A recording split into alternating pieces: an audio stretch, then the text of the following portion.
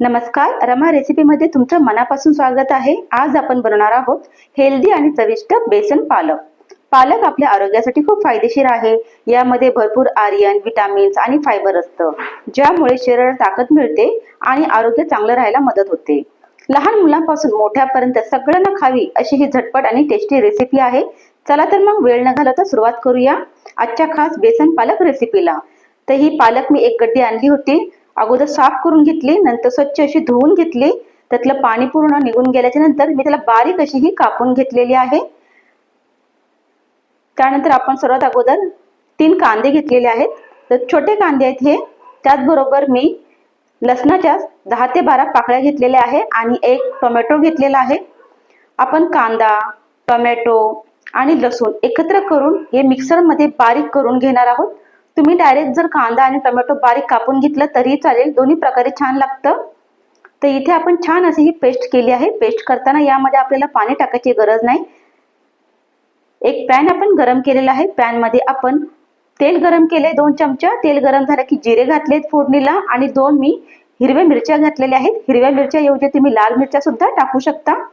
अर्धा चमचा सफेद उडदाची डाळ टाकलेली आहे आणि त्यानंतर आपण त्यामध्ये आपण जी पेस्ट घेतली होती बनवली आहे ती पेस्ट यामध्ये टाकलेली आहे। मीडियम गॅसवरती छान असं आपण हे परतून घ्यायचं आहे। छान असं आपण हे परतून घेतलेलं आहे। कांदा छान असा शिजला आहे। त्यानंतर आपण त्यामध्ये अर्धा चमच हळद टाकणार आहोत आणि 1.5 चमचा लाल तिखट टाकायचं आहे। 1 चमचा धने पावडर टाकायचे आहे आणि छान असं हे मिक्स करायचं आहे। काही वेळा आपण यामध्ये गरम मसाला सुद्धा टाकू शकतो, तर काही वेळा फक्त घरगुती मसाला टाकला ना तरी छान टेस्ट येते। वेगवेगळ्या प्रकारे आपण नेहमी करतच असतो। आता यामध्ये हे परतून झालं। आता यामध्ये आपण जी पालक कापलेली आहे ती पालक टाकायची आहे। तर पालक अगोदर मी अर्धी टाकलेली आहे आणि याला आपण छान असं हे मिक्स करून घ्यायचं आहे, परतून घ्यायचं आहे, जेणेकरून पालक जराशी सुकेल। तर पहा आता अशा पद्धतीने पालक जरा बारीक झाले। आता उरलेली जी पालक आहे ते सुद्धा आपण यामध्ये टाकायचे आहे आणि छान असं हे आपण परतून घ्यायचं आहे। चवीनुसार मीठ टाकूया। पालक मध्ये मीठ जरासं कमीच टाकतो आपण, कारण की पालक मध्ये ऑलरेडी आयर्न भरपूर असतं आणि मग जास्त जर मीठ टाकलं तर ते खारट होईल, मग कमीच मीठ टाकलेलं आहे। छान असं आपण हे परतून घेतलं आहे। आता यामध्ये आपण टाकणार आहोत बेसन पीठ। तर बेसन पीठ 1 ते 1.5 चमचा टाकायचं आहे, त्यापेक्षा जास्त टाकायचं नाही, नाहीतर फक्त बेसनच लागेल। त्याच्यामुळे आपण 1 चमचा हे बेसन टाकलेलं आहे। आता हे साधं बेसन टाकलं तर काही वेळेस मी भाजलेलं बेसन पीठ सुद्धा टाकते। छान असं आपण हे मिक्स करून घेऊया। पूर्ण रेसिपी आपली आता इथे स्लो गॅसवरती होणार आहे। पालक मध्ये ऑलरेडी पाणी असतं, त्याच्यामुळे याला आपल्याला एक्स्ट्रा पाणी टाकायची गरज नाहीये। स्लो गॅसवरती 2 मिनिटं आपण हे झाकून ठेवलं होतं। 2 मिनिटांनंतर पुन्हा आपण हे एकदा हलवून घेणार आहोत।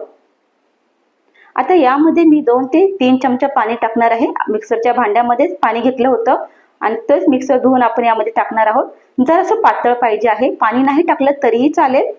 छान असं मिक्स करून घेऊया। जसं स्वयंपाक ही एक कला आहे, तसंच आरीवर्क देखील सुंदर कला आहे।